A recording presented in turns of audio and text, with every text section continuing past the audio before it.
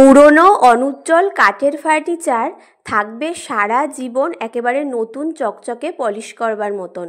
তো তার জন্য আমি তোমাদেরকে আজকে একটা টিপস শেয়ার করছি। এটা খুবই কার্যকরী টিপস বন্ধুরা, তো দেখতে থাকো। এর জন্য আমাদের প্রথমে নিতে হবে অলিভ অয়েল। তোমাদের ঘরে যদি অলিভ অয়েল না থাকে সেক্ষেত্রে কিন্তু তোমরা এখানে সর্ষের তেল ব্যবহার করতে পারো।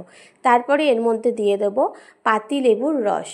তোমরা কিন্তু এখানে ভিনিগার ব্যবহার করবে না, এখানে পাতিলেবুর রসই ব্যবহার করতে হবে।